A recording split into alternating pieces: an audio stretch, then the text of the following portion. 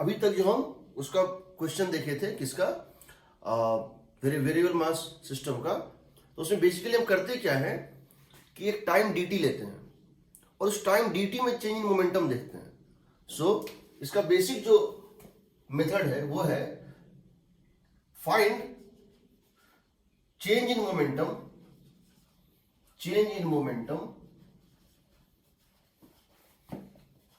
in time dt, and that is dp.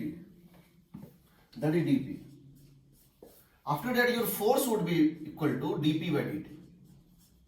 आपका force जो होगा वो dp by dt होगा। फॉर एग्जाम्पल मान लो हमसे क्वेश्चन ये पूछा गया है, एक प्लेट है, दिस इज प्लेट, इस प्लेट का मास है कैपिटल M और इस फेस का एरिया है A, और इसको हम कांस्टेंट स्पीड से मूव कराना चाह रहे हैं। हम इसको एक कांस्टेंट स्पीड v से मूव कराना चाह रहे हैं। कहां पे? एक ऐसे पॉइंट पे, एक ऐसे जगह पे जहां एक डस्ट का क्लाउड है,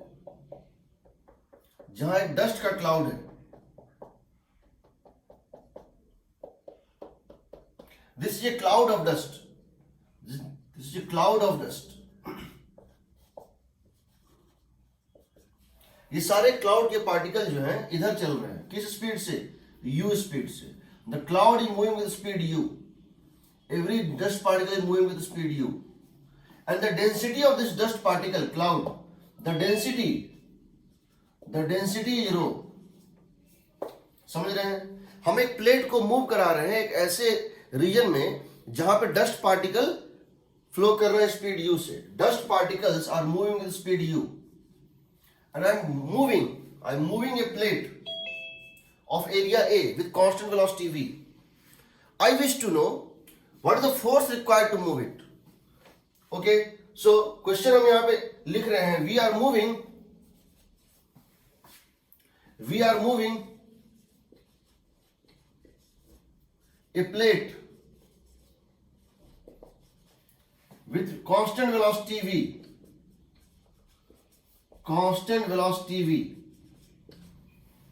through a cloud of dust having density rho, speed u, moving in the opposite direction। जो भी डस्ट पार्टिकल इससे टकराता है वो इसकी चिपक जाता है। Dust particles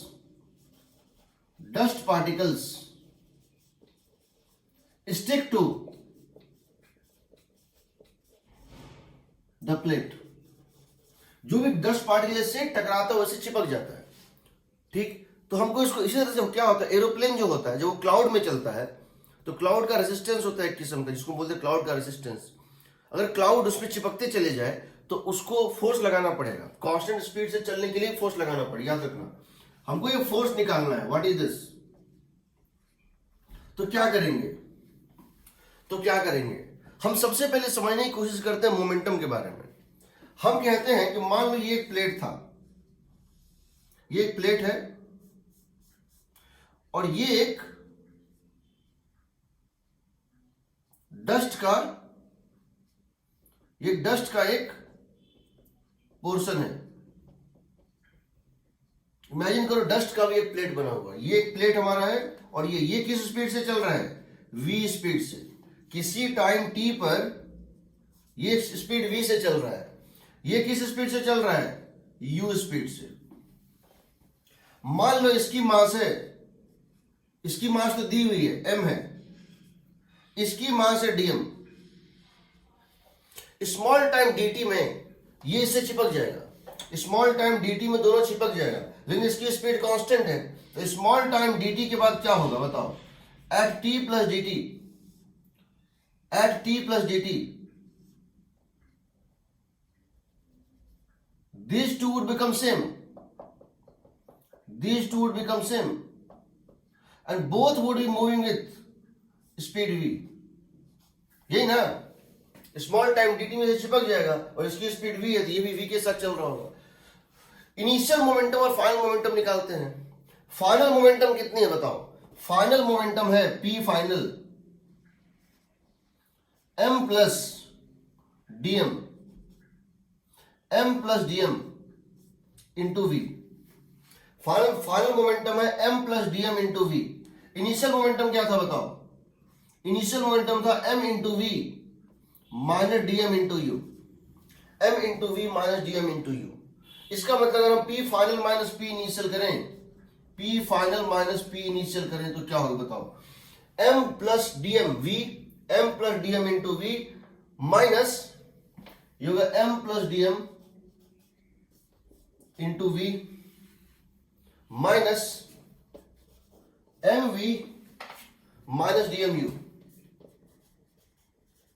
that would become, देखो mv कट जाएगा, कटना भी चाहिए क्योंकि इसके मोमेंटम में कोई चेंज नहीं हुआ है।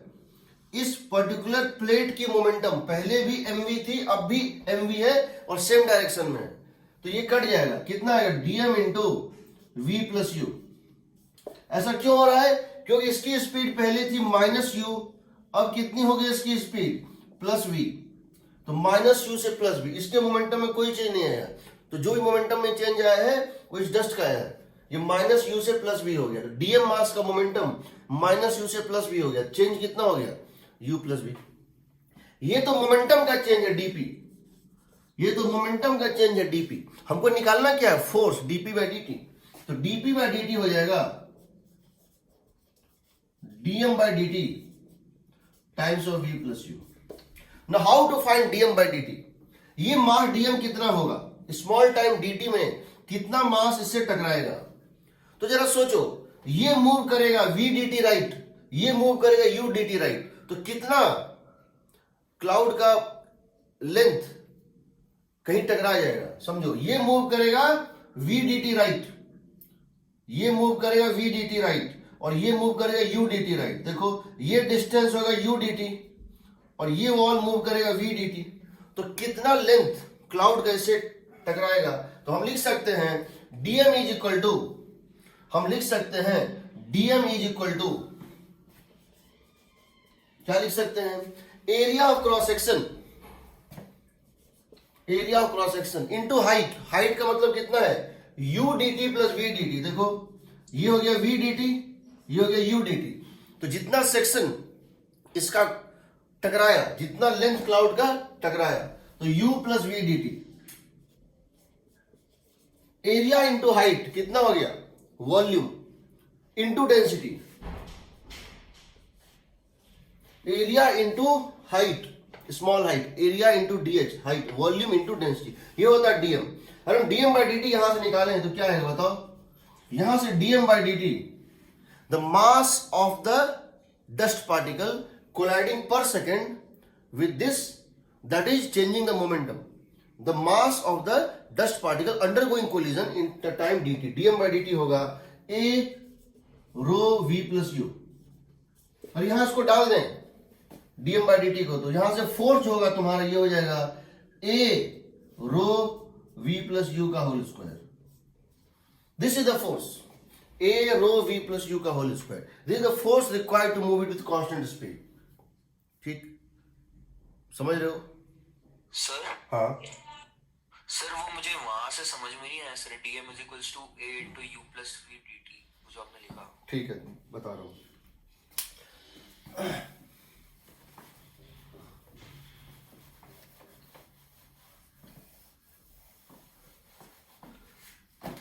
अगर मेरे पास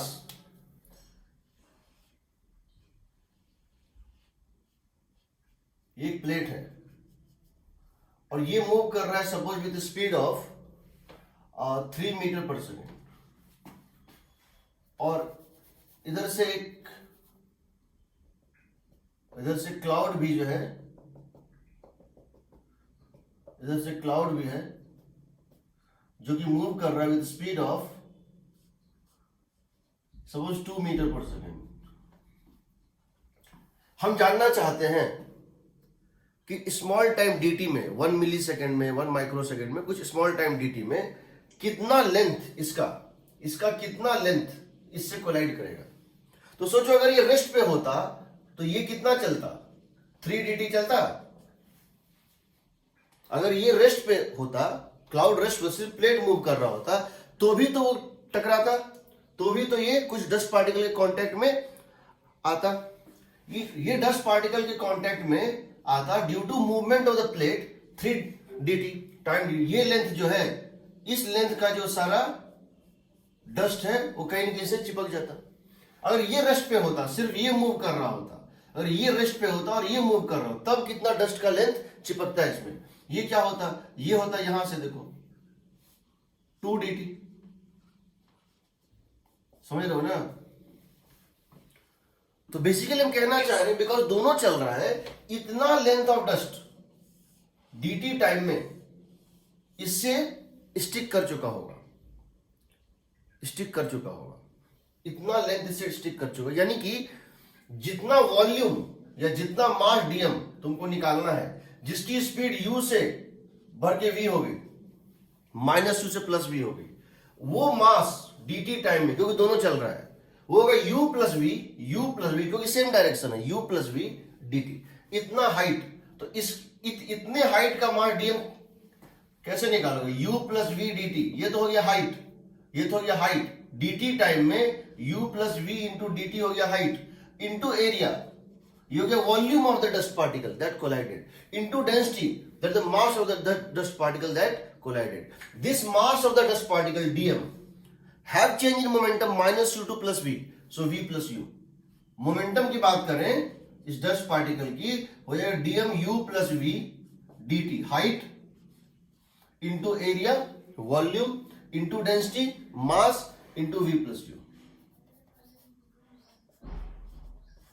यहां तुम dm by dt निकालोगे, dp by dt फोर्स आएगा a rho v plus u का होल स्क्वायर। ठीक है, हम दूसरा लेते हैं, अगर हम इसी को अपने मेथड से बनाना चाहते हैं, फॉर्मूले वाइज, उससे भी हम बना सकते थे। हम जानते हैं m dv by dt होता है f external plus u relative dm by dt, यही ना। चूंकि इसकी स्पीड कांस्टेंट है तो ये 0 है, चूंकि इसकी स्पीड कांस्टेंट है, इसकी एक्सेलरेशन 0 है, पेरेंट बॉडी की एक्सेलरेशन है ही नहीं, ये हो गई 0। एफ एक्सटर्नल निकालना है, एफ एक्सटर्नल निकालना है, u relative d m by D t. U relative कितनी है बताओ, डस्ट पार्टिकल का रिलेटिव वेलोसिटी कितना है with respect to this, dust particle का इसके रेस्पेक्ट में, ये स्पीड v से चल रहा है और ये स्पीड u से आ रहा है, इसके रेस्पेक्ट में इसकी स्पीड क्या है बताओ, v plus u. Minus sign दे दें कि प्लस साइन दे दें,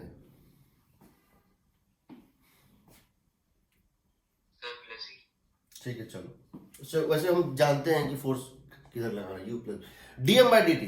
अब निकालना डीएम बाई डी टी, किस रेट से मास हर सेकेंड में कितना मास, हर सेकेंड कितना मास कोलाइड कर रहा है, हर सेकेंड ये कितना मास गेन कर रही है, rate of gain of mass. Her second ये कितना मास गेन कर रहा है, एक सेकेंड में इसकी मास बढ़ जाएगी, तो इसकी मास m था तो स्मॉल टाइम dt के बाद क्या होगा m प्लस dm। इसकी मास अगर m थी, स्मॉल टाइम के बाद क्या होगा m प्लस dm। तो ये बताओ कितना मास इसका बढ़ जाएगा टाइम dt में। तो हम कह रहे हैं ये मूव कर जाएगा u dt, v dt, ये मूव कर जाएगा u dt, तो टोटल लेंथ जो बढ़ेगा, इसका थिकनेस जो बढ़ेगा वो होगा u प्लस v dt। ये इसकी थिकनेस बढ़ेगी, लेकिन ये जो थिकनेस बढ़ेगी इसकी डेंसिटी पता है रो, तो क्या हो जाएगा, ये हो जाएगा v plus U D T. v plus U D T क्या है, हाइट है, हाइट है, v plus U D T height है, हाइट इंटू एरिया क्या हुआ वॉल्यूम, वॉल्यूम इंटू डेंसिटी क्या हो गया mass divided by D T. तो देखो क्या आ जाएगा, A row v plus you का होल स्क्वायर आएगा ना।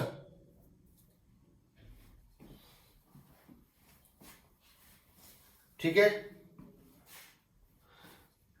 Yes sir. अगला क्वेश्चन, अगला क्वेश्चन हम ले रहे हैं।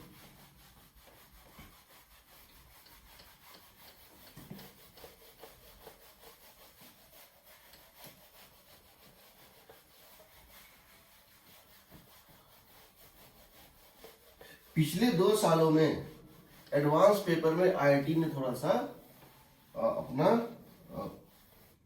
वे ऑफ आस्किंग क्वेश्चन बदला है and is going towards this type of question. पहले कोलिजन से क्वेश्चन बहुत दिए जाते थे, लेकिन अब वो थोड़ा सा चेंज कर रहा है। ठीक, दूसरा देखो, मान लो 2 चीजें, कोई चीज फ्लो कर रहा है, फोर्स और thrust due to a flowing body,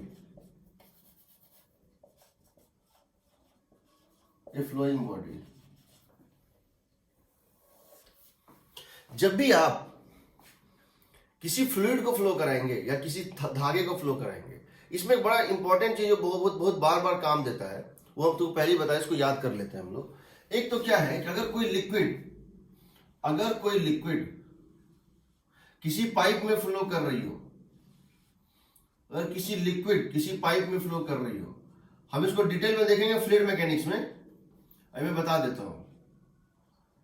अगर कोई लिक्विड किसी पाइप में फ्लो कर रही हो, इसकी एरिया ऑफ क्रॉस सेक्शन है ए मान लो, और इसकी डेंसिटी है मान लो रो, इसकी स्पीड है v। तो अगर हमसे ये पूछा गया है what is the mass flowing per unit time, तो देखो हम क्या करते हैं, एरिया ऑफ क्रॉस सेक्शन पता है, डेंसिटी पता है और वेलोसिटी पता है। हम कहते हैं कि मान लेते हैं dt टाइम में ये जो पॉइंट, ये जो a है, या ये जो पॉइंट, ये जो सेक्शन है, ये मूव करके यहां पहुंच जाएगा। मान लेते हैं कि dt टाइम में ये सेक्शन जो है मूव करके यहां पहुंच जाएगा, dt टाइम में ये सेक्शन मूव करके यहां पहुंच जाएगा। तो हम इसको क्या लिख सकते हैं, हम इसको लिख सकते हैं, अगर dt इसका लेंथ है तो क्या हम इसका लिख सकते हैं, पहले बताओ इसका लेंथ कितना होगा, इसकी हाइट मूव्ड कितनी होगी, हाइट मूव्ड हो जाएगी v dt। dt टाइम में ये कितना जाएगा v dt, ये हाइट कितना जाएगा v dt, हाइट कितना मूव कर गया v dt। एरिया क्या है a, तो वॉल्यूम कितना मूव कर जाएगा, वॉल्यूम पास्ट, हम कह सकते हैं volume of the liquid that pass through this cross section, इस क्रॉस सेक्शन से, इस रिंग से कितना वॉल्यूम ऑफ लिक्विड पास हो गया टाइम dt में, that would be become equal to area into v dt। इसी हम कह सकते हैं मास पास्ट, कितना मास पास्ट हो जाएगा, ये एरिया इंटू v dt, मतलब क्या हो गया height, area into height, volume into density, ये हो गया dm। So dm is equal to, या dm by dt is equal to a rho v। इसको आप याद रखिए हमेशा के लिए, जब भी कोई लिक्विड फ्लो कर रहा हो, उसकी एरिया ऑफ क्रॉस सेक्शन अगर a है, डेंसिटी रो है और वेलोसिटी v है, तो उस पॉइंट पे the rate of flow of mass होता है a रो v। हम फ्लूइड मैकेनिक्स में पढ़ेंगे a1 row 1 v1 equal to a2 row 2 v2, यानी एरिया जी मास कंजर्वेशन होता है। पाइप में एरिया ऑफ क्रॉस सेक्शन भले चेंज हो जाए, बट याद रखिएगा जितना वॉल्यूम यहां से, जितना मास यहां से पर सेकंड पास होगा, उतना यहां से पर सेकंड पास होगा। क्यों होगा, mass can neither be created nor it can be destroyed. Mass ना तो क्रिएट हो रहा है कहीं बीच में, ना डिस्ट्रॉय हो रहा है, मास कंजर्व होता है, जितना यहां से एंटर करेगा उतना यहां से निकलेगा।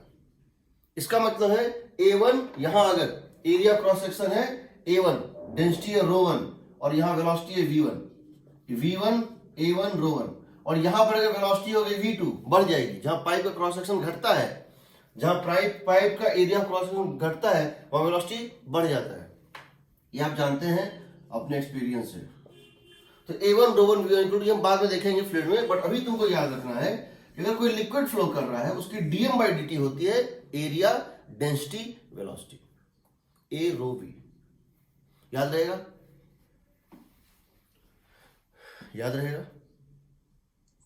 Yes sir. इसको हम यूज करेंगे, हम इसको डिराइव नहीं किया करेंगे, हम इसको फ्यूचर में डायरेक्ट यूज किया करेंगे। दूसरी बात, ये हो गया dm बाई dt जो फ्लोइंग फ्लूइड में होता है, ये तो हो गया फ्लोइंग फ्लूइड में। दूसरा, अगर कोई धागा चल रहा है, अगर कोई रस्सी या चेन चल रहा है, समझो अगर कोई रोप या चेन चल रहा है,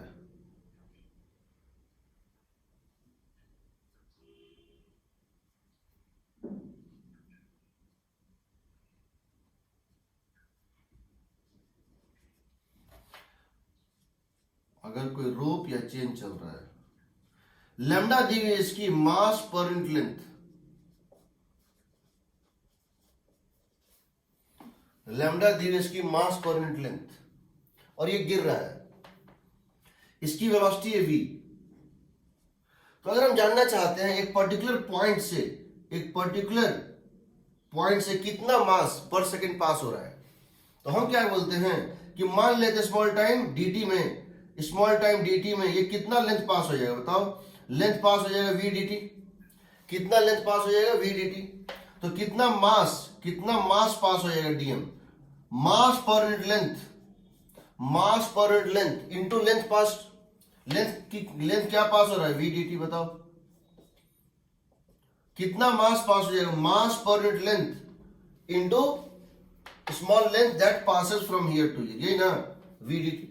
ये मास पास हो गया, तो यहां हम dm बाई dt लिखेंगे तो क्या आएगा, बताओ, lambda v। A into rho equal to होता है lambda, area of cross section into density. Area of cross section, देखो ए इंटू रो का मतलब होता है area of cross section into mass पर यूनिट वॉल्यूम ना। मास पर यूनिट वॉल्यूम मतलब एरिया इंटू लेंथ, मास पर यूनिट वॉल्यूम। तो ये कितना आ गया, लैम्डा होता है ना। तो याद रखना ए इंटू रो, इसके केस में, किसके केस में, लिक्विड के केस में एरिया और डेंसिटी दिया होता है, और धागे के केस में धागे की मास पर यूनिट लेंथ दी होती है, लैम्डा वी होता है। ठीक, रिमेंबरिंग दिस, दोनों प्रोपोर्शनल टू वी है, यहां लैम्डा यहां ए रो। अब हम डायरेक्ट यूज कर सकते हैं, अब हम बहुत सारे केसेस में हम इसको डायरेक्ट यूज कर सकते हैं। कैसे यूज कर सकते हैं, देखो कैसे यूज कर सकते हैं। यहां कोई डाउट? No, sir.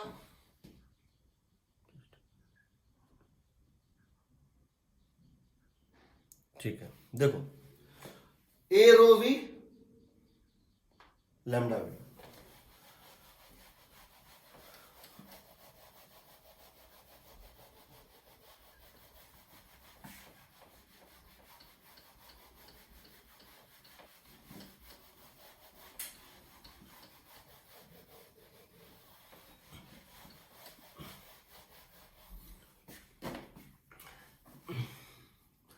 एक आदमी है फायर ब्रिगेड वाला या राइट पुलिस जो होती है, जो डेमोन्स्ट्रेटर को पानी से दूर करती है। ये पर्सन है और ये पर्सन एक पाइप पकड़े हुए है ऐसे करके, ये एक पाइप आया है और ये पर्सन इस पाइप को पकड़े हुए है अपने हैंड से, और इस पाइप से पानी निकल रहा है ऐसे करके। और ये पानी जो है हम सिंपलिसिटी इस तरह बना रहे हैं, होता नहीं ऐसा, जब टकराएगा थोड़ा फैल जाएगा, प्रोजेक्टाइल पे चला जाएगा, वो सब अलग बात है। ये एक दूसरे पर्सन या एक दीवार को जाके हिट कर रहा है, ये एक वॉल को जाके हिट कर रहा है। तो इस बात को समझो कि ये एक पाइप है, या हम गार्डनिंग कर रहे थे तो हमने एक पाइप पकड़ा हुआ था, उस पाइप से पानी निकल रहा है। बिकॉज ये फायर कर रहा है, बिकॉज ये फायर कर रहा है, इसको एक थ्रस्ट मिलेगा, रिएक्शन फोर्स मिलेगा। जैसे कोई पर्सन जब गन से बुलेट फायर करता है तो बुलेट फास्ट जब पीछे जब सामने जाएगा उसको एक थ्रस्ट मिलता है बैकवर्ड, तो उसको एक सहारा लेके बुलेट फायर करना पड़ता है, नहीं तो वो पर्सन पीछे चला जाएगा। इसको थ्रस्ट मिलता है ड्यू टू रिएक्शन। ये फायरिंग कर रहा है, इसको रिएक्शन मिलेगा। सिमिलरली ये यहां जाएगा और यहां टकराएगा और टकरा के ये चिपक जाएगा, मतलब ये इनइलास्टिक कोलिजन हो रहा है, टकरा के रुक जाएगा। तो इस वॉल के ऊपर भी एक फोर्स लेगा,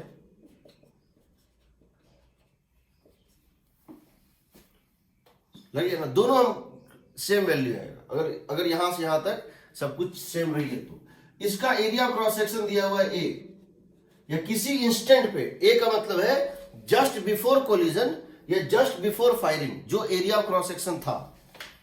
इसकी वेलोसिटी दी हुई है v, मान लो इसकी डेंसिटी दी हुई है रो। आपको बताना है कि इसके ऊपर कितना थ्रस्ट ऐड कर रहा है और वही थ्रस्ट इसके ऊपर भी होगा, कितना होगा। तो क्या करेंगे, हम जानते हैं कि यहां की अगर हम बात करें, इसकी एक मोमेंटम थी कितनी, mv, टकराने के बाद कितनी होगी, 0, तो मोमेंटम का लॉस हो रहा है। इसकी मोमेंटम थी मास इनटू वेलोसिटी, ये 0 हो गया, यानी दीवार ने इसकी मोमेंटम के लिए खत्म करने के लिए लिफ्ट फोर्स दिया लिक्विड पे, वही रिएक्शन फोर्स दीवार पे ऐड करेगा। तो यानी कि अगर हम फोर्स निकालना चाहते हैं तो मेरे पास दोनों तरीका है। कौन कौन सा?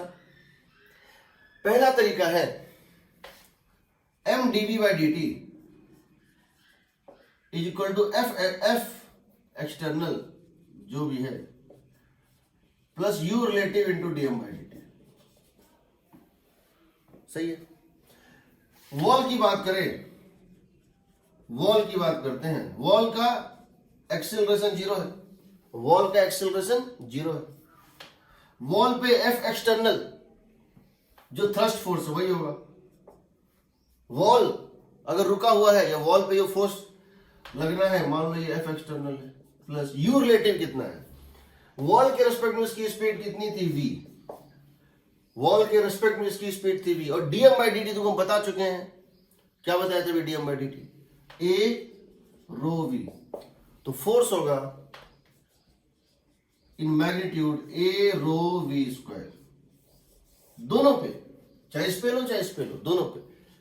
यहां मोमेंटम क्रिएट हो रहा है इसीलिए इसको मिलेगा पीछे, और यहां मोमेंटम लॉस हो रहा है इसीलिए इसको मिलेगा आगे। यहां मोमेंटम क्रिएट हो रहा था dp यहां पॉजिटिव था इसलिए इस पे dp नेगेटिव होगा, और यहां पे dp इस बॉल पे नेगेटिव था, इसको मिलेगा positive, a rho v square. तुम चाहो इसको dt टाइम में भी निकाल सकते हो,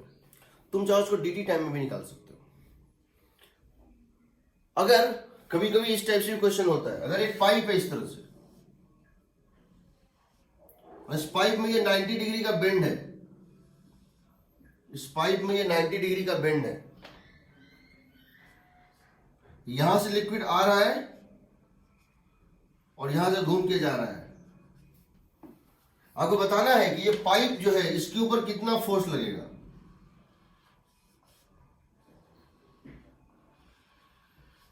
इस पाइप की एरिया ऑफ क्रॉस सेक्शन है a, लिक्विड की डेंसिटी है रो और वेलोसिटी है v। आपको ये बताना है what is the force acting on the pipe, find the force acting on the pipe. क्योंकि अगर आप इसको इस तरह से छोड़ देंगे ना तो पाइप घूम जाएगा, पाइप चलने लगेगा। किधर चलेगा पाइप, बताओ। इसकी मोमेंटम शुरू में थी आई कैप, लिक्विड की मोमेंटम शुरू में क्या थी, आई कैप, अब क्या है, जे कैप। तो चेंज इन मोमेंटम किस डायरेक्शन में, फाइनल माइनस इनिशियल, इस डायरेक्शन में चेंज इन मोमेंटम है। This is the change in momentum of water, agreed. बताओ, ये पहले आई कैप में था, अब जे कैप में है। This vector final velocity minus initial velocity, final velocity तो यही है, इनिशियल वेलोसिटी का नेगेटिव, इसका उल्टा, दोनों का वेक्टर सब इधर आएगा। इस डायरेक्शन में मोमेंटम का चेंज है वाटर का मोमेंटम इस डायरेक्शन में चेंज हो रहा है, यानी वाटर पे फोर्स इस डायरेक्शन में लग रहा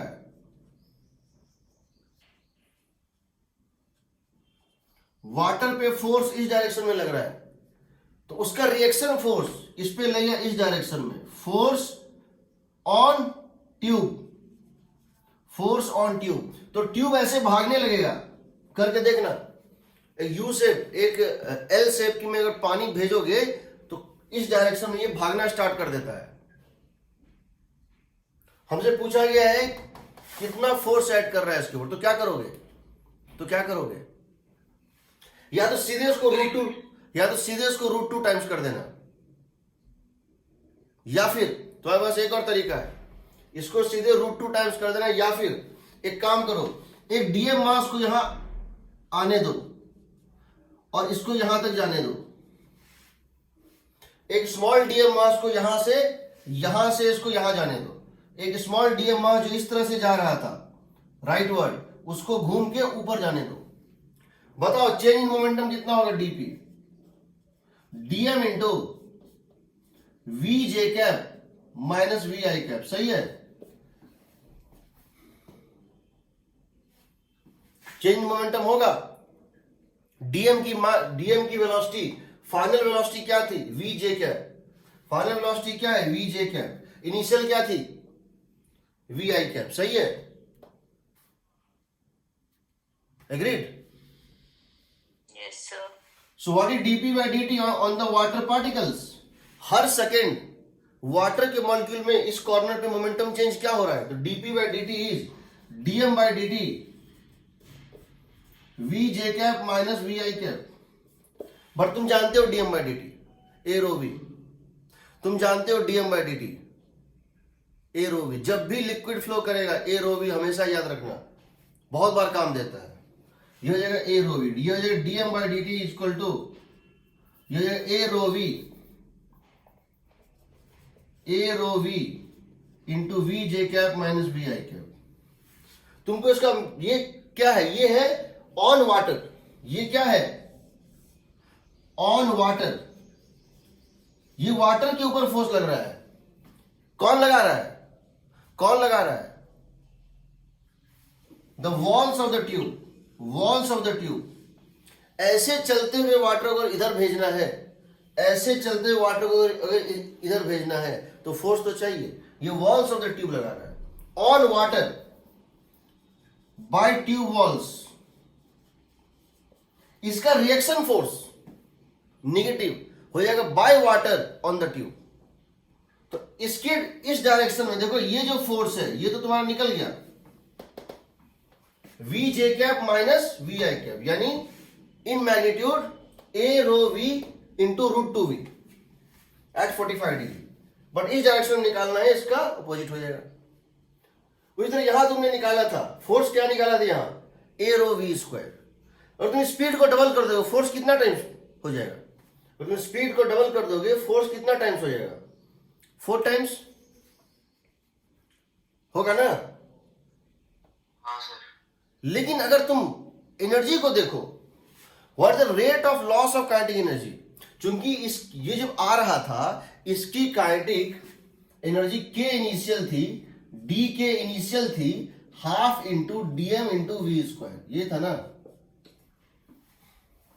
इनिशियल काइनेटिक। टकराने के ठीक पहले इसकी मास थी डीएम, स्पीड थी वी स्क्वायर। टकराने के ठीक बाद कितना हो गया? 0। इसका मतलब what is the rate of loss of kinetic energy? हम कह सकते हैं रेट ऑफ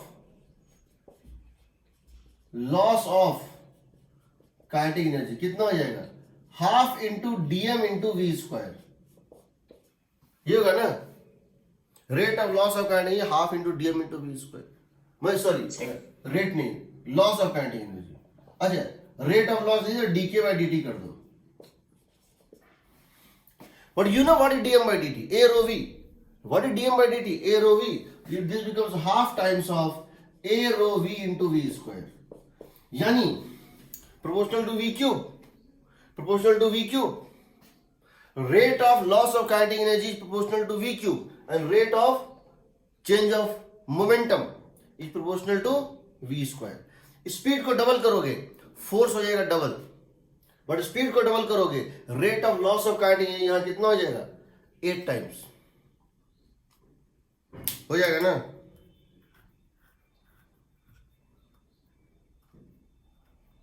हाँ सर। ठीक। अब जरा एक धागे वाला क्वेश्चन ले लेते हैं, लैम्डा वाला, चेन वाला। एक धागे वाला क्वेश्चन ले लेते हैं। तो इस बात को ये ध्यान रखना, हम ये फॉर्मूला नहीं भी याद करते तो हम कर सकते थे, लेकिन फॉर्मूला भी एक टूल है और वो कई केसेस में, क्योंकि फॉर्मूला हर जगह एप्लीकेबल होता है, वो आसान कर देता है काम। एक्सीलरेशन 0 होके भी कांस्टेंट वेलोसिटी से भी चलने के लिए फोर्स की रिक्वायरमेंट हो सकती है अगर मास बढ़ रहा हो तो।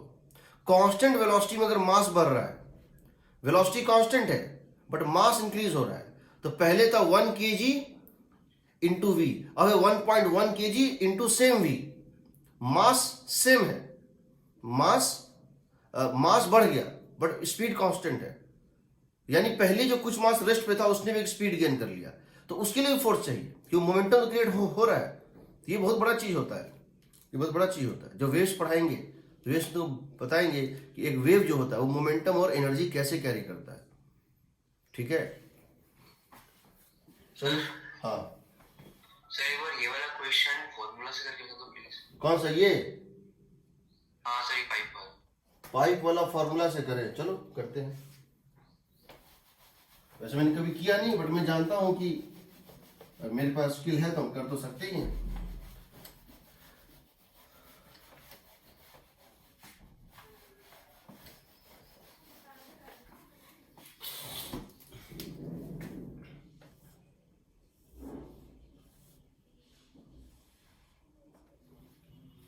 तो बेसिकली यहां पर हो क्या रहा है, बेसिकली यहां पे हो क्या रहा है, हम इसको इस तरह से मान सकते हैं, ये कोई पेरेंट बॉडी है, ये कोई पेरेंट बॉडी है जो इधर चल रही वेलोसिटी v से, इसको हम, क्योंकि ये जिसमें चिपकेगा उसको बोलते हैं पेरेंट बॉडी, जो जिसमें चिपकेगा। ये इधर चल रहा था वेलोसिटी v से, वेलोसिटी v से, और ये था मास dm जो चिपकेगा, ये चल रहा था वेलोसिटी v से इधर, ये है ना, सही रहो ना। एक तरह से क्या है कि एक प्लेट इस तरह से चल रहा है, एक प्लेट में एक प्लेट इस तरह से चल रहा है, ऐसा मान लो क्वेश्चन होता, ये एक प्लेट है,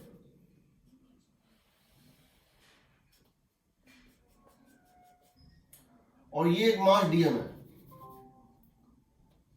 ये प्लेट ऊपर चल रहा है वेलोसिटी v से, ये प्लेट ऊपर चल रहा है वेलोसिटी v से, और यहां से 1 बाय 1 करके डस्ट पार्टिकल आके इससे चिपक रहे हैं। चिपक रहे मतलब क्या हो गया, इनकी वेलोसिटी कोलिजन के पहले v थी, v आई कैप, पर जैसे जैसे चिपक जाएंगे ये इसका पार्ट बन जाएगा, जिसका वेलोसिटी हो जाएगा v j कैप। ये ना सेम थिंग इज हैपनिंग, यहां से पार्ट आ रहा है वो इसका पार्ट बन जा रहा है, यहां मास dm है और ये पूरा m प्लस dm बन जा रहा है, यहां मास m है, यहां dm है, कुछ देर बाद ये मास इसका पार्ट बनी, ये पार्ट कितना बन गया m प्लस dm। अगर तुम उस व्यू से देखो तो तुम लिख सकते हो पेरेंट बॉडी के लिए m into dv by dt जो कि 0 आएगा is equal to f external plus u relative into dm by dt। ये हो गया 0 क्योंकि इसकी स्पीड कांस्टेंट है, इसकी वेलोसिटी कांस्टेंट है, पेरेंट बॉडी की वेलोसिटी बदल नहीं रही है। f एक्सटर्नल तुमको नहीं पता है, ये तुमको निकालना है। u रिलेटिव इसका वेलोसिटी इसके रिस्पेक्ट में, पेरेंट के रिस्पेक्ट में इसकी वेलोसिटी क्या होगी, what is the velocity of incoming particle with respect to parent body. तो क्योंकि ये वेक्टर, इसको लिख सकते हो v i cap parent body के रिस्पेक्ट में, पेरेंट बॉडी को रिस्पेक्ट पे लाना, हाँ v i cap minus v j cap होगा ना, into dm by dt, dm by dt, dm by dt बताओ ये क्या हो जाएगा बताओ, a रो v, वही आएगा। इनफैक्ट जब रॉकेट होता है ना, रॉकेट को जब एक रॉकेट में क्या क्या होता है देखो, जो एक रॉकेट स्पेस में चलता है, जो स्पेस में कोई बॉयंसी नहीं, कोई और फोर्स नहीं है, सिर्फ रॉकेट है। अगर रॉकेट को सामने अपनी स्पीड बढ़ानी है, वो इधर गैस इजेक्ट करेगा। अगर रॉकेट को अपनी स्पीड जो है बढ़ानी है, अगर रॉकेट को अपनी स्पीड घटानी है तो क्या करेगा, सामने गैस इजेक्ट करेगा ना। अगर रॉकेट को अपनी स्पीड घटानी है और वो यहां से किसी नोजल के थ्रू अगर वो स्पीड ये करेगा तो इसकी स्पीड घटेगी, क्योंकि एक्सीलरेशन उसको पीछे मिलेगा। जिधर गैस का इजेक्शन होगा थ्रस्ट उसके अपोजिट मिलता है, स्पीड घटेगी। तुम लोग स्पीड घटाएगा क्यों सर, बता रहा हूं क्यों घटाएगा। अगर इसको टर्न लेना है, लेफ्ट टर्न, अगर इसको लेफ्ट टर्न लेना है तो क्या करेगा बताओ। अगर इसको लेफ्ट टर्न लेना है, ऊपर की तरफ टर्न लेना है, तो नीचे इस साइड से नोजल को करेगा ऑन। यहां से अगर ये गैस को इजेक्ट करेगा तो इसको थ्रस्ट मिलेगा इस डायरेक्शन में, ये अपना रास्ता ऐसे बदलेगा, बदलेगा ना, यस सर। ऐसे वो टर्न लेगा। जब सॉफ्ट लैंडिंग होता है किसी, जैसे इंडिया ने जो मून के साउथ पोल पे चंद्रयान भेजा था, उसका लास्ट मॉड्यूल जो था, जब वो डिटैच हुआ और जब वो मून की तरफ जाता है तो मून इसको खींचता है। मून तक पहुंचाने के लिए समझो, अगर ये अर्थ है, और ये मून है, आपने यहां से एक चीज को फेंका और यहां के बाद ये वो पॉइंट है जहां पे अर्थ और मून का पुल इक्वल है। ये वो पॉइंट है जहां पे अर्थ का पुल और मून का पुल इक्वल है। आपने अगर यहां किसी को फेंका, अगर ये सिर्फ इसको क्रॉस कर जाए, सिर्फ इस पॉइंट को क्रॉस कर जाए, बाकी का मून खुद कर लेगा। अगर आप यहां से किसी चीज को थ्रो करना चाहते हैं अर्थ के सरफेस पे से, मून के सरफेस पे पहुंचाना चाहते हैं, तो क्रिटिकल पॉइंट ये है, इसके पहले इसको रुकना नहीं चाहिए। इसकी स्पीड घटेगी, यहां तक इसकी स्पीड घटेगी, इसकी स्पीड फिर बढ़ने लगेगी, बढ़ेगी ना। Yes sir. तो उस चीज को मून पर पहुंचाना बहुत बड़ा प्रॉब्लम नहीं है। प्रॉब्लम है कि जब ये चीज मून पर लैंड करे तो इतनी स्मूथली लैंड करे धीरे से, इतनी स्मूथली लैंड करे धीरे से कि वो टूटे नहीं, क्योंकि ये एक रोबोट है या कुछ है जो टूटे नहीं, ब्रेक ना हो, कि उसको वहां एक काम भी करना है। तो उसका तरीका क्या होता है कि आप जब इसको फेंकते हैं, जब ये पहुंचता है, जब यहां के बाद, जब ये, अब ये रॉकेट यहां के बाद जो चीज आपने फेंका था, अब ये अपने सामने ये देना शुरू करता है, गैसेस इजेक्ट करता है, इसको एक फोर्स इधर मिलता है। ये क्या कोशिश करता है कि gravitational pull of the Earth, of the Moon, और ये क्योंकि यहां पे पैराशूट नहीं यूज करना पॉसिबल है, मून के ऊपर एटमॉस्फेयर नहीं है, तो यहां पे आपको क्या है कि आप इसकी जो वेलोसिटी गेन होती है उसको फिर इस डायरेक्शन में थ्रस्ट लेके, अपोजिट थ्रस्ट लेके उसको डिक्रीज करते हैं, और एक स्पीड होती है 20 या 30 मीटर पर सेकंड से कम स्पीड में अगर वो लैंड करेगा तो उतना उसके अंदर रहता है, वो खुद को बचा लेता है। हो सकता है आपने नोजल ज्यादा दे दिया, आपने नोजल ज्यादा दे दिया, सब कमांड धरती पे से होता है, और आपने नोजल का इंजेक्शन ज्यादा दे दिया तो हो सकता है ये पीछे आना स्टार्ट कर दे, तो वो कंट्रोल होता है, उसको फिर आप थोड़ा सा कम करो, थोड़ा ज्यादा करो, धीरे धीरे करके इसको लैंड कराया जाता है। तो यानी कि आप किधर भी इसको मोमेंटम दे सकते हैं डिपेंडिंग ऑन, तो रॉकेट में सिर्फ पीछे से नहीं होता है नोजल, सामने से भी होता है, दाएं से होता है, बाएं से भी होता है। ठीक है, चलो देखो, अब अगर हम बात करें किसी धागे की,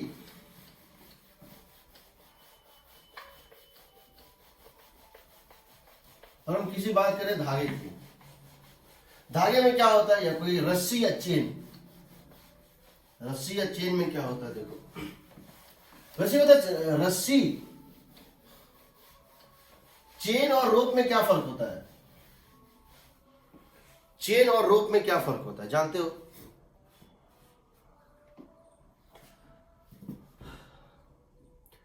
इस पे बहुत अच्छे अच्छे टेक्स्ट लिखे गए हैं, बहुत जगह पे इन चीजों की चर्चा नहीं की गई है, बट कुछ जगहों पे बहुत अच्छी चर्चा की गई जहां ये बताया गया है कि एक्चुअली चेन में या रोप में क्या होता है। अभी बस चेन तो नहीं है, मैं संडे घर पहुंचूंगा, अपने पास वहां चेन है, मैं तुम्हें मंडे या ट्यूसडे कभी होगा तो चेन दिखाऊंगा, ठीक है, मैं तुम्हें बताऊंगा चेन में और रोप में क्या फर्क होता है। चेन में भी दो केसेस होते हैं, एक जहां एनर्जी कंजर्व होता है और एक जहां एनर्जी कंजर्व नहीं होता है, उसमें क्या फर्क होता है, कैसे होता है। ठीक, फॉर द टाइमिंग तुम ये देखो, हम अगर ये जानना चाहते हैं, कल जब हम क्वेश्चन ले रहे थे कि यहां पर हमने एक धागे को लिया, उसका बंडल बना दिया, हमने एक धागे को लिया और उसका बंडल बना दिया, एक धागा है हमारे पास,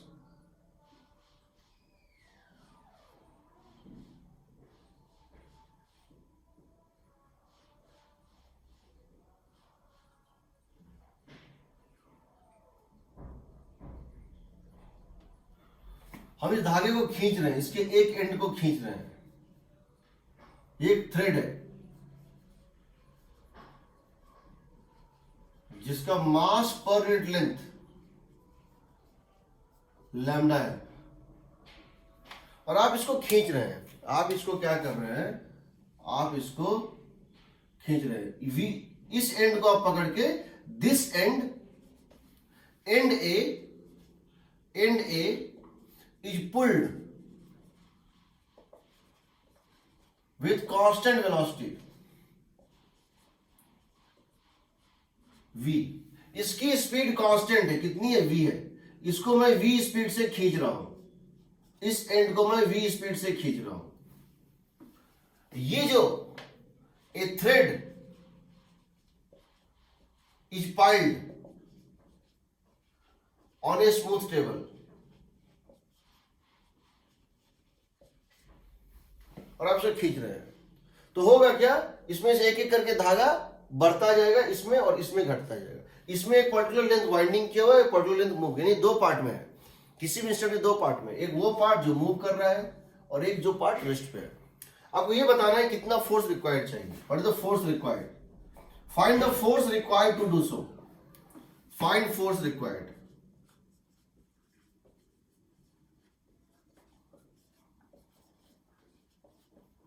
तो क्या करेंगे? Find force required to do so. तो हम क्या करेंगे, समझो, हम क्या करेंगे, हम कहेंगे कि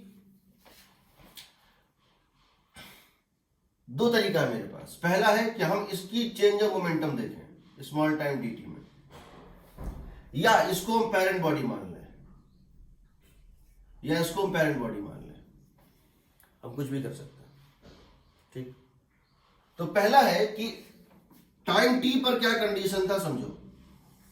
टाइम t पर इसके दो पार्ट्स थे, टाइम t पर इसके दो पार्ट्स थे।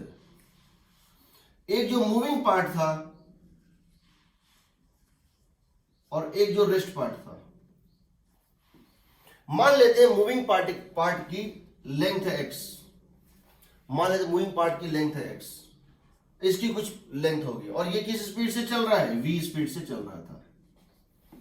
या मूविंग पार्ट की लेंथ है, चलो x।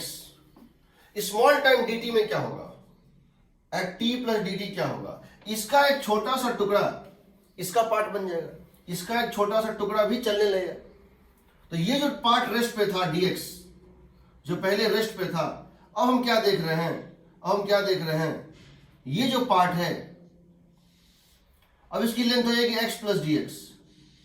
मूविंग पार्ट की लेंथ हो जाएगी x plus dx, rest part की हो जाएगी l माइनस dx। अगर इसकी टोटल लेंथ l थी तो पहले मूविंग पार्ट था x और टोटल लेंथ ऑफ रेस्ट था y। अब मूविंग पार्ट हो जाएगा x प्लस dx, और जो ये है ये हो जाएगा y माइनस dy, यानी चेंज y माइनस dx। अगर ये y था ये x था, स्मॉल टाइम dt में एक इसका टुकड़ा इसका पार्ट बन गया, यानी यहां से यहां ट्रांसफर हो गया। तो अंतर क्या आया, ये तो सेम रहा, ये तो x पहले भी था, ये x तो अब भी है। तो डिफरेंस जब लेंगे, चेंज इन मोमेंटम, तो इसको नहीं लेंगे, या लेके काट सकते हैं, फाइनल लिखो इनिशियल लिखो, दोनों कट जाएगा। चेंज ये आया है, ये dx जो रेस्ट पे था वो dx अब इसका पार्ट बन गया है, यानी dp जो होगा वो हो जाएगा dm into v minus zero. dm is this mass, dm into v minus zero. Initially इसका मोमेंटम था जीरो, अब इसका मोमेंटम कितना है v। इनिशियली इसका मोमेंटम था जीरो और अब इसका मोमेंटम है v। इस dx लेंथ का मास मोमेंटम था जीरो, अब है v। तो ये चेंज है स्मॉल टाइम dt में, ये चेंज है। तो dp बाय dt हो जाएगा dm by dt times of v, क्योंकि v कांस्टेंट है।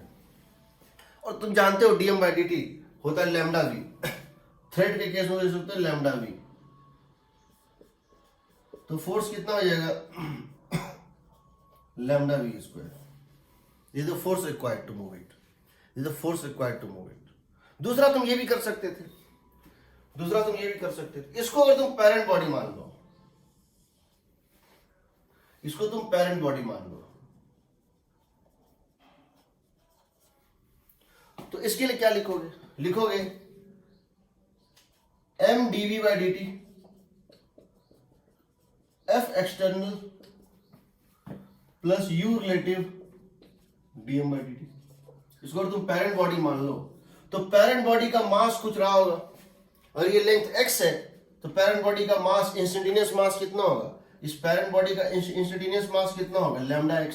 उससे कोई मतलब नहीं क्योंकि D by D T zero है, मास कुछ भी हो D by D T zero है, क्योंकि इसकी स्पीड कांस्टेंट है, पेरेंट बॉडी की स्पीड कांस्टेंट है। एफ एक्सटर्नल, एफ एक्सटर्नल को मान लेते हैं एफ है, प्लस ये बताओ ये जो मास डीएम इससे जुड़ रहा है, ये जो मास डीएम इससे जुड़ रहा है, इसका मास जो बढ़ रहा है, पहले ये तो DM by D T positive होगा कि नेगेटिव होगा। इस पेरेंट बॉडी के लिए rate of change of mass positive है या नेगेटिव? पॉजिटिव है, क्योंकि इसका मास बढ़ रहा है, पीछे से एक मास इसमें जुड़ रहा है, तो ये हो जाएगा डीएम बाई डी टी, जो कि इनफैक्ट ए रो वी होगा। डीएम बाई डी टी हम बता चुके हैं, जब भी कोई धागा चल रहा हो, सॉरी लैम्डा इंटू वी होगा, ये तो हम बाद में डाल देंगे। यू रिलेटिव, ये रेस्ट पे था और ये वी से चल रहा था, ये रेस्ट पे था और ये वी से चल रहा था, ये रेस्ट पे था और ये वी, इसके रेस्पेक्ट इसकी वेलोसिटी कितनी थी, माइनस वी थी। ये रेस्ट पे था पेरेंट बॉडी, और जो डीएम मास इससे जुड़ रहा है, जो डीएम मास इसके पास आ रहा है वो रेस्ट पे था और ये वी स्पीड से चल रहा है, तो पेरेंट बॉडी के रेस्पेक्ट में डीएम मास की वेलोसिटी क्या थी, माइनस वी थी ना। तो आ गया एफ इक्वल टू कितना हो जाएगा, लैम्डा वी स्क्वायर।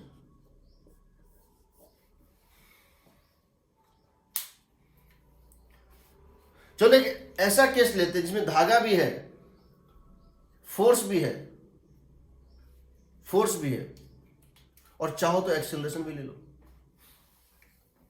यहां पे doubt?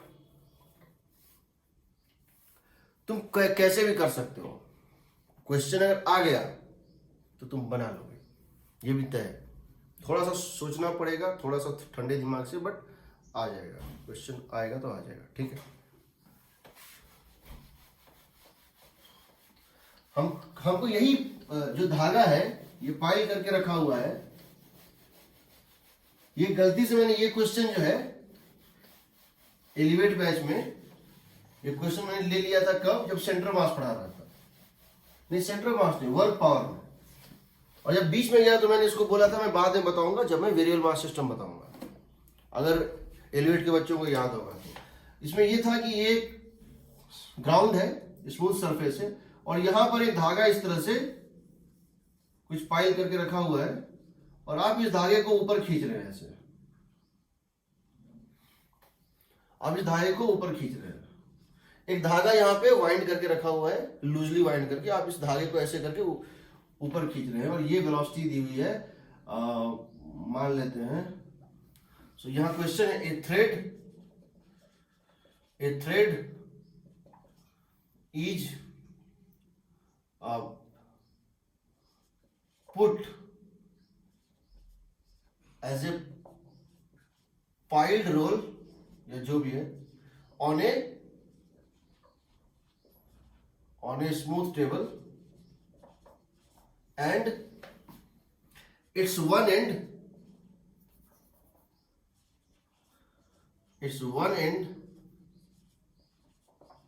is pulled up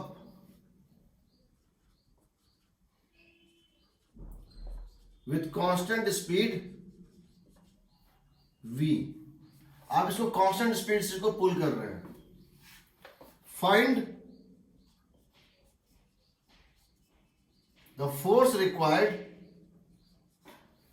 as function of time, as function of time t and height y। कैसे निकालेंगे? लैम्डा दिया इसका मास पर यूनिट लेंथ। तो देखो तुम इसको v स्पीड से खींच रहे हो, बट इसको v स्पीड से खींचने के लिए आपको एक फोर्स लगाना पड़ेगा, और आप चाहते हैं v स्पीड से चले, कांस्टेंट स्पीड v से, आपको एक फोर्स लगाना पड़ेगा। हम जानना चाहते हैं कितना लगाना पड़ेगा। मेरे पास दो तरीका है। पहला जो हमारा फॉर्मूला है, अगर हम इसको पेरेंट बॉडी मान लें, इसको हम पेरेंट बॉडी मान लेते इंस्टेंटेनियस हाइट कितनी है, y है, मान लेते हैं इंस्टेंटेनियस हाइट कितनी है, y है। तो ये होता है अगर हम इसको पेरेंट बॉडी मान लें तो हमारा इक्वेशन क्या होगा, हमारा इक्वेशन होगा पेरेंट बॉडी का mass into dv by D t is equal to F external plus u relative into dm by D t. क्योंकि इसकी तुम कांस्टेंट स्पीड से दे रहे हो, ये जीरो हो जाएगा, और कांस्टेंट स्पीड ना होती हम कहते हैं इसको कांस्टेंट एक्सीलरेशन से खींच रहे हैं, हम इस एंड को एक कांस्टेंट एक्सीलरेशन से खींच रहे हैं। तो यहां लिखते एम ए, लिखते ना, Yes, sir. वो तो क्वेश्चन पे डिपेंड करता है। Is equal to zero is equal to F external. ये बताओ हम अगर अपवर्ड को पॉजिटिव डायरेक्शन मान रहे हैं, एफ एक्सटर्नल क्या है, एक तो ये एफ है, एक तो ये एफ है, और दूसरा इसका वेट होगा, इस पार्ट का वेट भी तो है डाउनवर्ड, इसके ऊपर एक और फोर्स ऐड कर रहा है। कौन सा फोर्स ऐड कर रहा है, लैम्डा इंटू वाई। ये क्या है, लैम्डा इंटू वाई क्या है, weight of this hanging part, इस पार्ट का मास है, मास इंटू जी। एग्रीड। तो नेट फोर्स कितना हो जाएगा, एफ माइनस लैम्डा वाई जी। सर हाँ सर टेंशन भी तो होगा। टेंशन इंटरनल, तुम कहां से कहां की बात करो, यहां से यहां तक की, तुम कहां की टेंशन बात करो, यहां तो टेंशन ही है एफ, यहां की बात कर रहे हो, हाँ सर। वहां नहीं होगा, वहां नहीं होगा। क्यों नहीं होगा, सर पर रोक तो पुल कर दी ना वो डीएम मास को। तो वही है थ्रस्ट है। चलो मान लेते हैं, चलो मान लेते हैं टेंशन होगा, तुम ये बोल रहे यहां टेंशन होगा टी, यही ना, एग्रीड। हाँ सर। ठीक है, चलो F minus lambda y g minus T, ठीक है। अब चूंकि तुमने टेंशन अगर तुमने लिया है, समझो ये धागा ऊपर जा रहा था और ये पॉइंट रेस्ट पे था, ये डीएम रेस्ट पे था, ठीक है। समझ रहे हो, दो पार्ट में है, एक पार्ट जो पहले से चल रहा है और एक पार्ट जो रेस्ट पे है।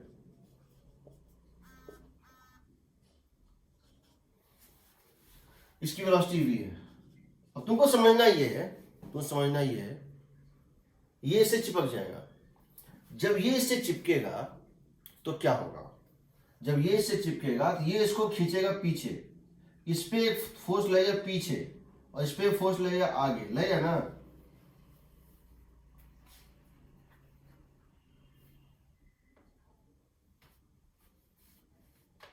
Yes, sir. यही टेंशन टी है तुम्हारा, यही टेंशन टी है। तुम चाहो तो इस टेंशन, अगर तुम टेंशन को ले रहे हो माइनस टी, इसका मतलब तुमको तुम्हारे सिस्टम में सिर्फ ये है, और तुम टेंशन ले रहे हो टी, तुम्हारे सिस्टम में सिर्फ ये है। और अगर तुम टेंशन नहीं ले रहे हो तो तुम्हारे सिस्टम में दोनों है, और दोनों को सिस्टम मानोगे तो ये टी और ये टी कट जाएगा। होता कैसे है देखो,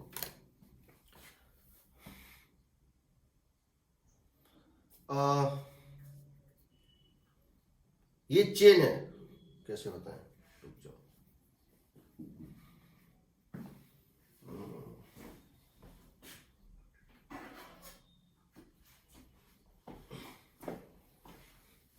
ये चेन का लिंक है, बस अभी चेन तो है नहीं एक्चुअल चेन, ये चेन का एक लिंक है जो ऐसे जाके पूरा, और ये चेन का दूसरा लिंक है, इसके अंदर ये घुसा हुआ है, ऐसे देखो दिख रहा है। अभी ये ऊपर जा रहा है, अभी दोनों में कोई कांटेक्ट नहीं है, समझो जैसे ही आप हो जाएगा ऐसे हिट करेगा इसको, तब इसको खींचता है, समझ रहे हो। Yes sir. इसीलिए इसमें कोई, इसमें एनर्जी कंजर्व है। ये जो चेन होता है,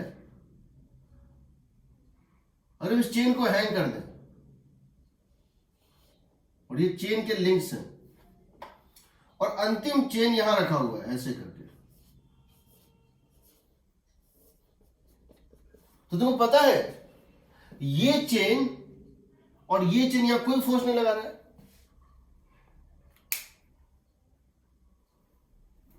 ये जो चेन का लिंक है और ये जो लिंक है, ये कोई फोर्स नहीं लगा रहा है।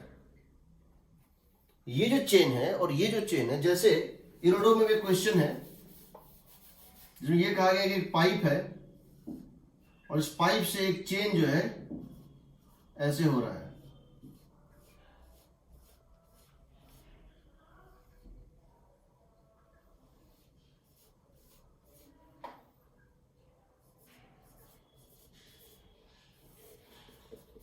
ऐसे करके एक चेन रखा हुआ है। उसने ये किया है कि इस चेन को एक सिस्टम माना है, इसको तो लिया ही नहीं है। क्यों नहीं लिया है? क्योंकि चेन में क्या होता है, चेन में एक लिंक दूसरे लिंक के अंदर होता है और जब तक ये एयर में है तब तक उनमें कोई कांटेक्ट नहीं। जैसे जो खींचोगे ना, यहां से लेके यहां तक कोई कांटेक्ट नहीं रहेगा और यहां पर आके सडनली ये कांटेक्ट बनाता है, झटका लगता है, इन इलास्टिक कोलिजन होता है। इसीलिए उसमें एनर्जी कंजर्व नहीं होता, उसमें हीट प्रोड्यूस होता है। इसलिए उसको हम जब भी बनाते हैं मोमेंटम कंजर्वेशन बनाते हैं, एनर्जी कंजर्वेशन नहीं बनाते हैं। We cannot apply energy conservation in chain and rope questions, we have to apply momentum conservation. क्योंकि भले ही तो उसमें ऐसा नहीं होगा, उसमें ऐसा नहीं होगा कि तुम्हारा work done is equal to, क्योंकि यहां जब भी ये टकराता है, हम एक एक्चुअल चेन लेके दिखाएंगे, खट खट खट खट आवाज करेगा। एक लिंक टकराएगा, दूसरा टकराएगा, तीसरा टकराएगा और हर कोलिजन पे इन्हें क्या होगा, ये आ रहा था एक तरह से, ये दोनों पार्ट इंडिपेंडेंट है, ये दोनों पार्ट इंडिपेंडेंट है। यहां पर इनके बीच में कोई रिएक्शन फोर्स नहीं जब तक इसको खींचोगे नहीं। जब खींचोगे तो कोलिजन के साथ में होता है। इस पे बहुत अच्छा टेक्स्ट है इंडियन बुक्स में। क्या करते हैं कि कहीं तुम देखोगे एनर्जी ले लिया, कहीं देखोगे वो ले लिया, बहुत कहीं भी थ्योरी नहीं दी जाती है। हमारे यहाँ फिजिक्स जो है वो न्यूमेरिकली पढ़ाया जाता है या रटाया जाता है, जो भी समझो, उसकी जो समझ है वो नहीं दी जाती। डेविड मोरिन की बुक में इस पे 4-5 पेज का बहुत अच्छा टेक्स्ट दिया हुआ है जिसमें उसने समझाया है कि चेन किस केस में एनर्जी भी कंजर्व हो सकता है और किस केस में मोमेंटम कंजर्व होता है। कब मोमेंटम लेना होता है, कभी नहीं। उसके लिए उसने एक कंडीशन बताया है। लोग वो कंडीशन नहीं देते हैं, सिर्फ क्वेश्चन पूछ देते हैं। बट फिर से वही बताऊंगा कि हम लोग बहुत ज़्यादा डीप में जाएंगे तो फिर टाइम लगेगा, और टाइम लगेगा। और दूसरी बात है कि वो तुम कर सकते हो, तुमको मैं बुक्स रेफर कर सकता हूँ, तुम बुक्स खुद से पढ़ सकते हो और मुझसे डाउट पूछ सकते हो, बट मैं उसको सबको क्लास में पढ़ाऊंगा तो ज़्यादा हो जाएगा। ठीक है, तो समझो इसको। ये अगर तुम टेंशन ले रहे हो तो सिर्फ -T लेके छोड़ दो, आ गया। दूसरा इसके लिए लिखोगे हो, और इसके लिए लिखोगे, क्या लिखोगे, T is equal to U into, इसका क्या था, V इंटू, इसका मोमेंटम पहले क्या था, 0, इसका मोमेंटम पहले क्या था, 0। अब कितना हो गया, V, किसके कारण, टेंशन के कारण। वेट इसका नेग्लिजिबल है, वेट इसका नेग्लिजिबल, dm टेंड्स टू 0 है, V इंटू dm/dt। इन दोनों को जोड़ दो तो वही आ जाएगा ना, आ जाएगा ना। इन दोनों को जोड़ दोगे तो क्या आ जाएगा। हम यहाँ एक डायरेक्ट स्टेप लिखना चाह रहे हैं। हम एक्चुअली में हम m और dm दोनों का सिस्टम मान रहे हैं, इसलिए इनके बीच का जो फोर्स है, जो टकराने के टाइम फोर्स था, जो या खींचने का जो फोर्स था, चाहे वो नॉर्मल हो, टकराता है तो कौन फोर्स होता है, नॉर्मल होता है ना। जब एक बुलेट किसी चीज से टकरा के उसमें चिपक जाता है तो टकराने के टाइम कौन सा फोर्स ऐड करता है, नॉर्मल। और जब ये इसको खींच लेता है, जर्क देके खींच लेता है, तब कौन सा फोर्स ऐड करता है, टेंशन। बट ये T और ये T एक्सटर्नल फोर्स है। अगर हम सिर्फ इसको सिस्टम मान रहे हैं तो, या इसको सिस्टम मान रहे हैं तो, लेकिन इन दोनों को सिस्टम मान रहे हैं, ये एक्शन रिएक्शन पेयर है ना। तो हमने जब इसको डिराइव किया था फॉर्मूला, तो क्या लिया था, हमने m और dm को सिस्टम माना था ना, माना था ना। Yes sir. इसीलिए हम टेंशन नहीं ले रहे हैं, इसीलिए हम टेंशन नहीं ले रहे हैं। हम यहाँ एक स्टेप में लिख रहे हैं, और ऐसा नहीं टेंशन नहीं ले सकते हैं, ले सकते हैं, तब भी वही आएगा। एक बार सिर्फ पेरेंट को मानो, एक बार सिर्फ एक बार m को मानो, एक बार dm को मानो। m को मानोगे तो उसके सबसे पीछे एक नॉर्मल फोर्स या एक टेंशन फोर्स आएगा, और जब dm को मानोगे तब भी एक नॉर्मल या टेंशन आएगा, और दोनों इक्वल एंड अपोजिट होगा। तो जब दोनों को जोड़ोगे तो कट जाएगा। या तुम डायरेक्ट इन दोनों को सिस्टम मान लो, ये दोनों आपस में चिपके, ये दोनों आपस में एक हुए तो जब एक हुए उसमें कोई तो फोर्स इनके बीच ऐड किया था, पक्का किया था, बट वो एक्सटर्नल फोर्स नहीं है, वो इंटरनल फोर्स है। इसीलिए हम यहां लिख सकते हैं एफ एक्सटर्नल को क्या लिखोगे बताओ? एफ ऊपर के तरफ जो हमको निकालना है, एफ ऊपर के तरफ एक माइनस लैम्डा वाई जी, नीचे के तरफ यू रिलेटिव, ये जो डीएम मास इससे जुड़ रहा है, ये जो डीएम मास इससे जुड़ रहा है, इस डीएम मास का वेलोसिटी कितना है इसके रेस्पेक्ट में? ये v से चल रहा था, ये v से चल रहा था, ये रेस्ट पे था, ये v से चल रहा था, ये रेस्ट पे था, तो माइनस v था, समझ रहे हो? ये प्लस v से चल रहा था और ये रेस्ट पे था, तो इसके रेस्पेक्ट में, डीएम के रेस्पेक्ट में धागा v से चल रहा है, बट धागे के रेस्पेक्ट में डीएम की वेलोसिटी थी minus v into dm by D t, और डीएम बाई डी टी तुम जानते हो, so F becomes equal to, देखो lambda y g minus v, what is dm by D t? Gain हो रहा है कि लॉस हो रहा है? पैरेंट बॉडी को मास गेन हो रहा है कि लॉस हो रहा है? गेन हो रहा है, ये ना। और डीएम बाई डी टी तुमको बताए हुए हैं क्या होता है, ए रो वी होता है, तो एफ इक्वल हो जाएगा lambda y g minus a rho v. इसमें क्या चीज? धागे के इसमें एरो भी कहां से आ गई? अच्छा सही, लैम्डा भी होगा ना।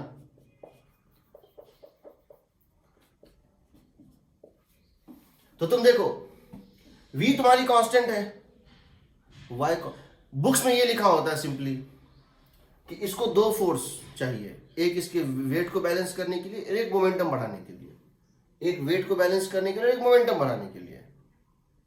या प्लस आना चाहिए लेकिन मेरे ख्याल से, एक मिनट रुक जाओ, सर इसको प्लस आना चाहिए। कैसे? सर प्लस ही है। हाँ तो प्लस आएगा, अच्छा हाँ, वही तो मैं सोच रहा हूँ। देखो लॉजिकली सोचो तो एक तो तुम अगर इसको सिर्फ पकड़े रहते, नहीं चलाते, v को जीरो कर दो, सिर्फ इसको होल्ड किए रहो, तब कितना फोर्स चाहिए था?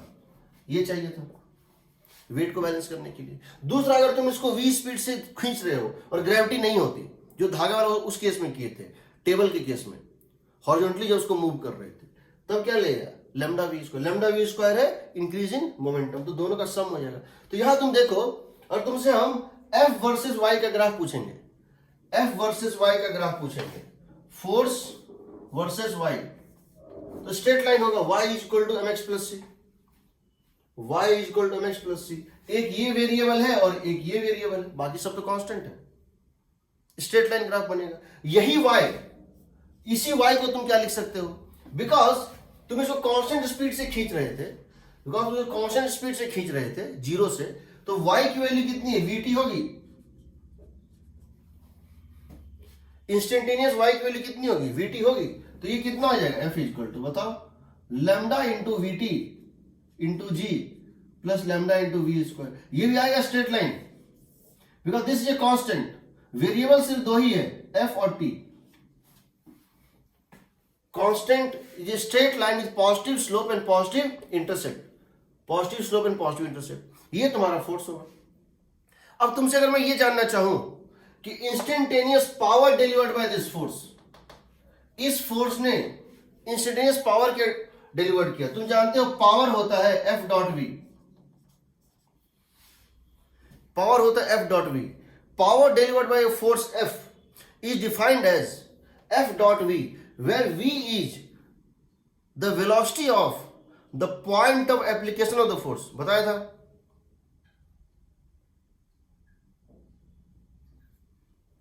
तो एफ की वैल्यू तुम निकाल चुके हो, कितना है? Lambda v t g, lambda v t g plus lambda v square, और v की वेलोसिटी उसी डायरेक्शन में v, तो कितना आ जाएगा बताओ? Lambda lambda v square g into t, lambda v square g into t plus lambda v cube. This is the power delivered by the force. ये है, ये भी क्या होगा? प्रोपोर्शनल टू टाइम होगा, मतलब स्ट्रेट लाइन फंक्शन होगा। ठीक, ये हो गया पावर। कितने टाइम ये पूरे धागे को खींच लेगा, कितने टाइम ये पूरे धागे को खींच लेगा? तो अगर इसकी टोटल लेंथ l है, वेलोसिटी v कांस्टेंट है, तो कितने टाइम ये पूरे धागे को खींच लेगा?